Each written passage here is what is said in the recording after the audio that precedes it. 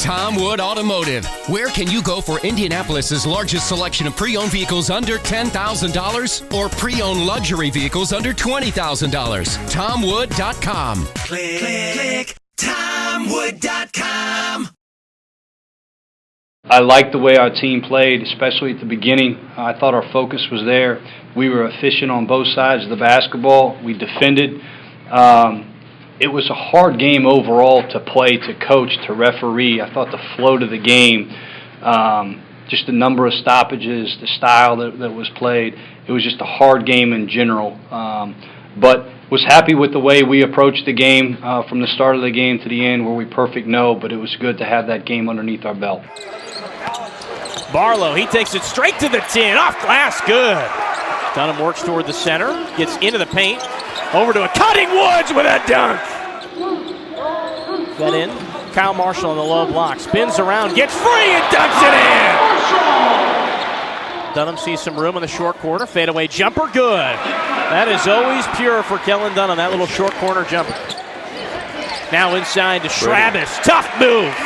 That's a blue-collar move for Andrew Schrabis. That's a tough catch. Marshall tries to take it away into the hands of Castro. He goes up 1-on-2, jukes one defender and gets it in. That's one way to do it, huh, Mark? What a play by Kyle Marshall. And then Rene Castro has been the star of this half for the Butler Bulldogs. I thought Rene played well today. I thought he played well in the Evansville game, and I think it's a reflection on how he's practiced. If you came to practice and you were there every day for the last 3 weeks, Rene's been focused in. He's a detail-oriented kid in practice, and it's carried over, and his play has shown that over the past 2 games.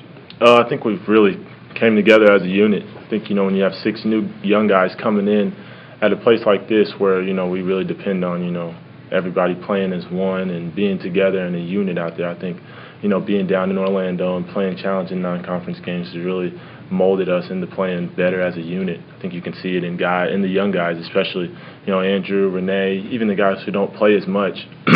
They're coming together, and it's making us a better team, whether they're playing, 10 minutes, 20, or they're not playing at all, because, we depend on everybody. So that's really encouraging as we go into conference. Just like a player gets better from the start to the end, I'm a better coach now 12 games in than I was at the beginning, and hopefully at the end of the year, I will say the exact same thing. But, I like where our team's at. That's the main thing. So, as long as our team is in the right place, that's good for me. It's going to be a great atmosphere in Hinkle Fieldhouse. It's going to be an exciting game to play in the first Big East basketball game. Yeah, we're definitely excited. Last time we played a team like this came into Hinkle was against Gonzaga last year. So, we're all really excited. You look at the game, you're going to play a very good basketball team. You're going to play a team that's nationally ranked. You're going to play a team that's won a lot of basketball games. It's very skilled. They can dribble, pass, and shoot from a lot of different positions.